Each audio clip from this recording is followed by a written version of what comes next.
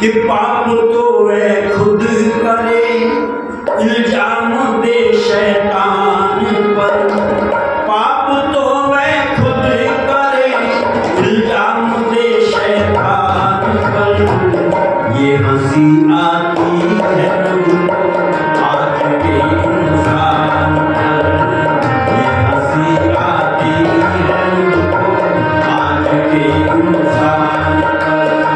पाप तो वह खुद करे, इल्जाम दे शैतान पर। पाप तो वह खुद करे, इल्जाम दे शैतान पर। वह हंसी आती है आज के इंसान पर, यह हंसी आती है आज के इंसान पर। वह रहे मशगूल सबके ही भले में रात दिन। वह रहे मशगूल सबके ही भले में रात दिन। जिनका हुक्म आयती भगवान के फरमान पर, जिनका हुक्म आयती भगवान के फरमान पर। पाप तो वह खुद करे, इल्जाम दे शैतान पर। ये हंसी आती है उनको आज के इंसान पर, ये हंसी आती है उनको आज के इंसान पर। धर्म की राह पर खुशी से सर कटा देते हैं वो। धर्म की राह पर खुशी से सर कटा देते हैं वो। धर्म की राह पर खुशी से सर कटा देते हैं वो। सदा जिनको भरोसा धर्म और ईमान पर, सदा जिनको भरोसा धर्म और ईमान पर। पाप तो वह खुद करे, इल्जाम दे शैतान पर। ये हंसी आती है आज के इंसान पर, ये हंसी आती है आज के इंसान। प्रेम के बल पर करे भगवान सब दुनिया के काम। प्रेम के बल पर करे भगवान सब दुनिया के काम। अनगिनत आलम हो पैदा उसकी मुस्कान पर, अनगिनत आलम हो पैदा उसकी मुस्कान पर। प्रेम से बढ़कर जमाने में कोई दौलत नहीं। प्रेम से बढ़कर जमाने में कोई दौलत नहीं। प्रेम के कारण ही दुनिया मस्त है भगवान पर। प्रेम के कारण ही दुनिया मस्त है भगवान पर। इसलिए पाप हम स्वयं करते हैं और शैतान को गाली देते हैं, पर कहते हैं किसी को भी गाली दो, परमात्मा हमारे नाम स्थान जन्मों को जानता है।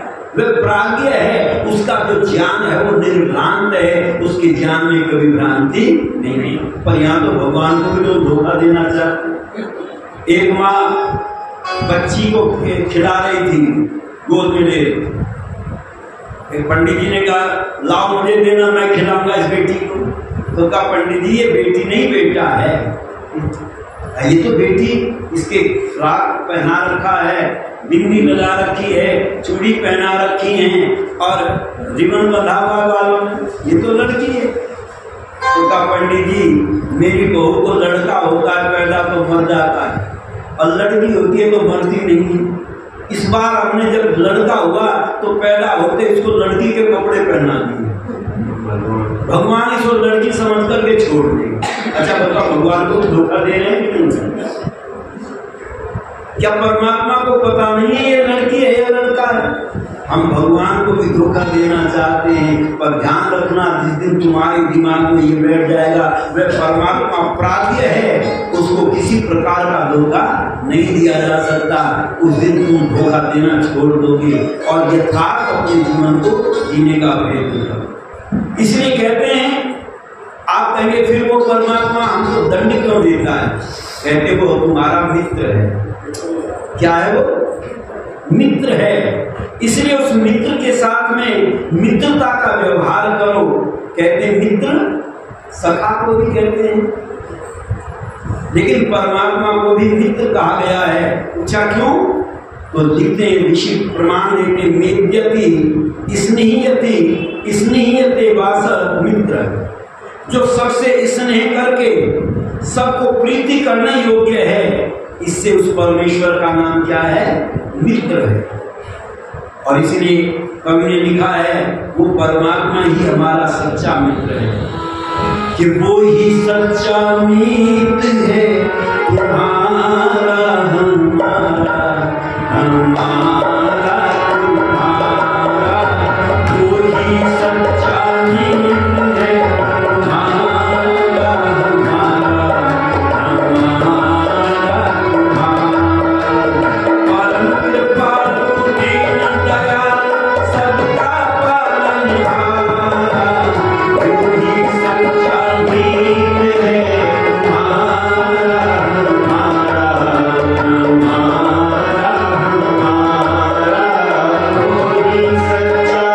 तुम्हारा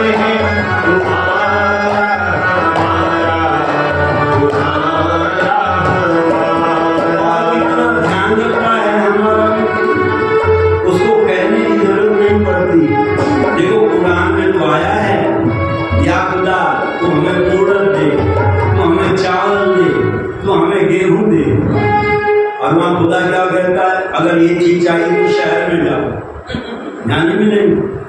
पर नहीं, हमारा परमात्मा कैसा मित्र है? आपने मांगा उससे कुछ नहीं, पैदा होने से पहले ही गेहूं चावल उड़द ज्वार बाजरा धान मक्का सरसों आम अमरूद सेब संतरे नारंगी नाशपाती, बताओ कोई चीज की कमी छोड़ी? सब कुछ भर दिया इस पृथ्वी के अंदर। इसलिए इस पृथ्वी को क्या कहा विद्वान ने? रत्न गर्भा, अनेक रत्नों को पैदा करने वाली है। और उस परमात्मा ने, उस मित्र ने तुम्हें भेजने से पहले, तुम्हारे आने से पहले ही सारी व्यवस्था कर दी, इस घर को सजा दिया सुंदर करके, और किसी तरह की कमी न रहे कि दुनिया के सब प्राणी उससे भोजन पाए, दुनिया के सब प्राणी उससे भोजन पाते, नगर चढ़े भंडारे कहीं नजर न आते, राजा रंग धनी और निर्धन सबका लगी सहारा,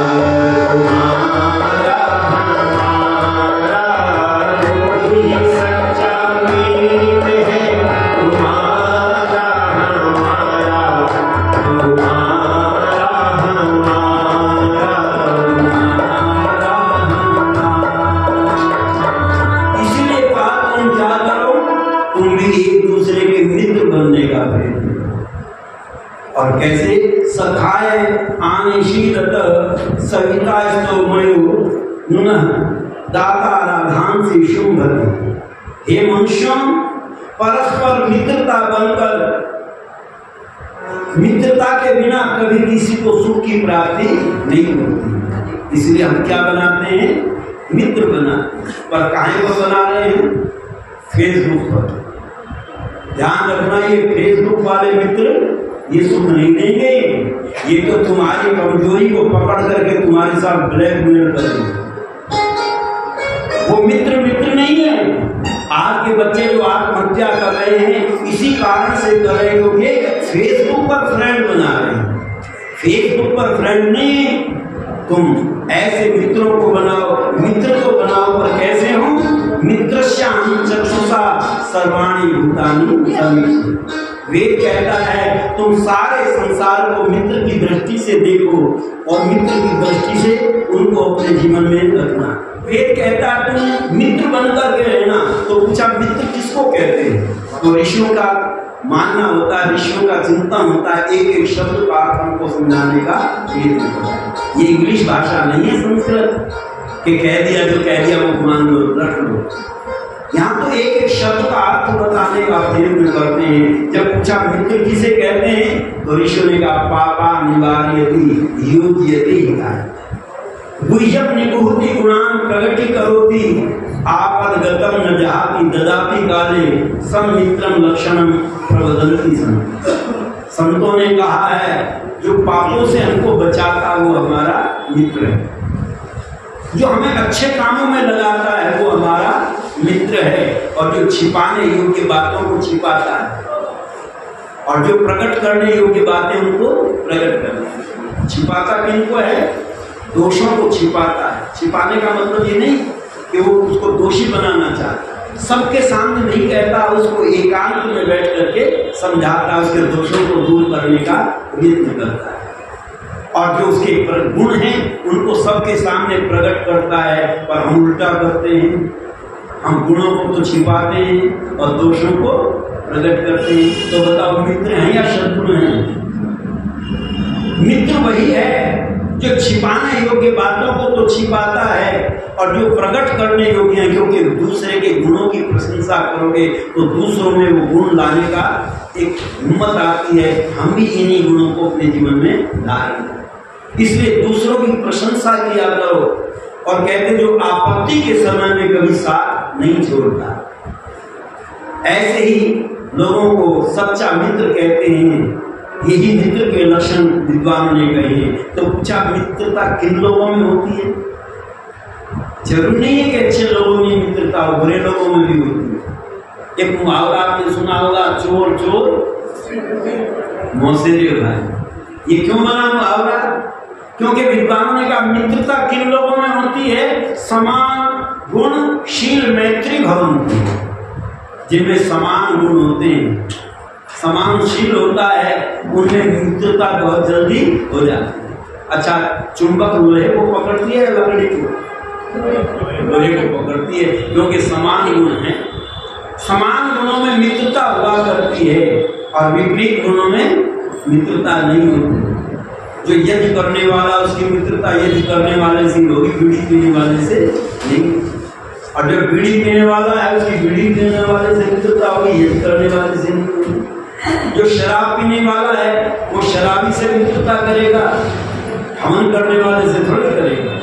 पता चला जहां जहां भी समान गुण होते हैं, इसीलिए वेद कहता है तुम गुणों को समान बनाने का प्रयत्न करना। हो समान विचार सबके, इन चीजों को जोड़ करके देखा करो, बात अपने आप समझ में आ जाए।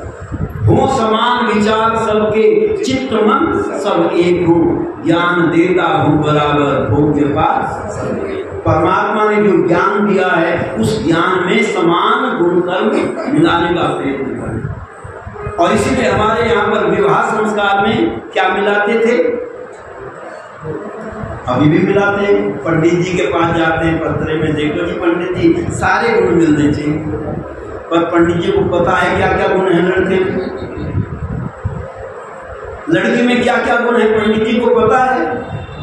कौन से पंडित थे फिर जिनसे गुण मिलवाते थे? जहां लड़की गुरुकुल में पढ़ती थी, उस आचार्य के पास में जाते थे, इस लड़की से हमें अपने लड़के का विवाह करना है, इसमें कौन कौन से गुण है वो बता। और जिस गुरुकुल में लड़का पढ़ता था, लड़की वाले उस गुरुकुल में जाते थे, उनके आचार्य से पूछते थे, इस लड़के से हम अपनी लड़की का विवाह करना चाहते हैं, इसमें कौन कौन से गुण आपने देखे हैं? क्योंकि किसके पास रहा है बच्चा? आचार्य के पास। आचार्य को पता है कौन से गुण है कौन से अवगुण है, और दोनों बैठकर के आचार्य और आचार्य दोनों का मिलान करती थी। दोनों के गुण कर्म स्वभाव जब मिल जाते थे तब उनका विवाह होता। तो उनमें प्रेम रहता था या दुश्मनी रहती थी? पता चला जहां गुण कर्म स्वभाव मिल गए वहां आपस में प्रेम रहता था, क्योंकि समान गुण कर्म। और यही बात ऋषि जानी महाराज संस्कार विधि में लिखते हैं, चाहे मरण पर्यंत कन्या पिता के घर में बिना विवाह के बैठी रहे, परंतु गुणहीन असदृश दुष्ट पुरुष के साथ में कभी कन्या का विवाह न करे। संस्कार विधि की इन बातों को बड़े ध्यान से पढ़ा और कहते हैं वर और कन्या भी अपने आप स्वसदृश के साथ ही विवाह करें। अगर अपने आप भी करें तो भी गुण कर्म स्वभाव मिला करके करें। और मैना भी अपने पति हिमवान से कहती है, पतिदेव तुम मेरी बेटी के लिए वर ढूंढने के लिए जा रहे हो, तो एक बात का ध्यान रखना कि जो वर घर कुल हो ये अनुपा, जो वर घर हो ये अनुपा, करिए विवाह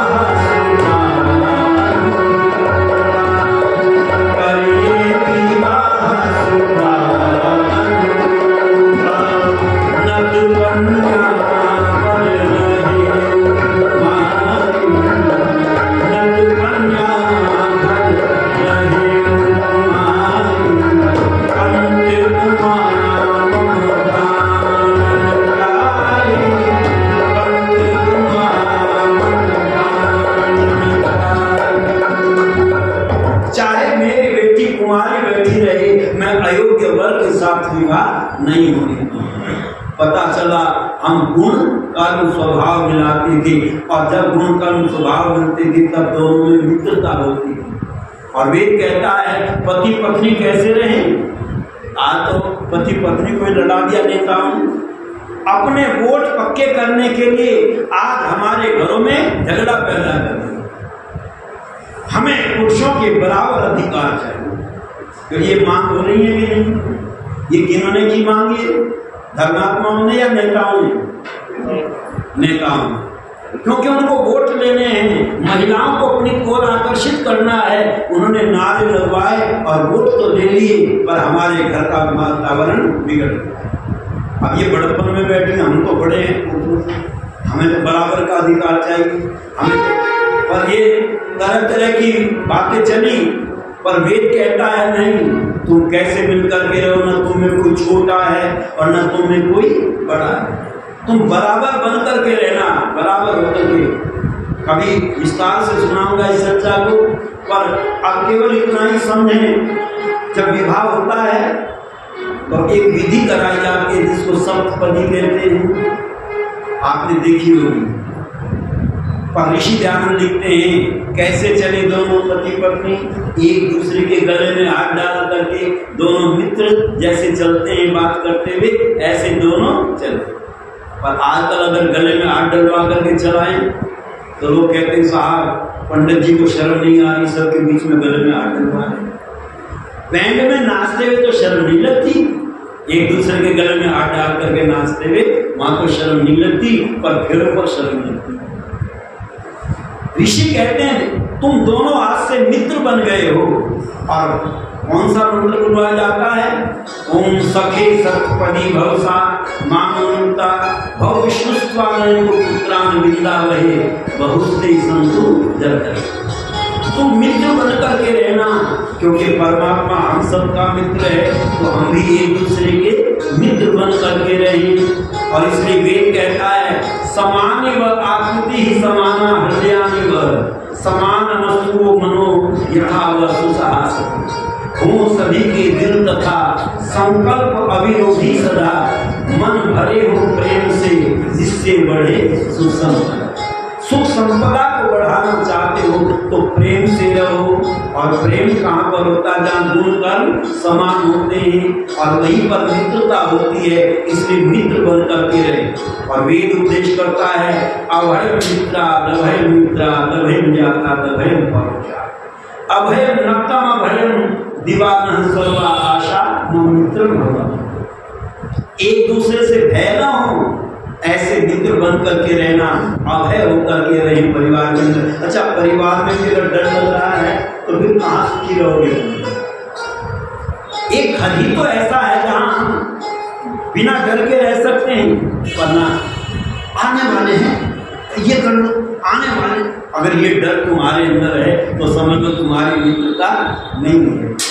मित्र अगर हैं तो एक दूसरे को देख करके जहाँ प्रसन्न हो जाते हैं, चेहरे पर स्फूर्ति दिखाई देती है, समझ लो हमारी मित्रता है। इसलिए विद्वान कहते हैं तुम मित्र बन करके रहे।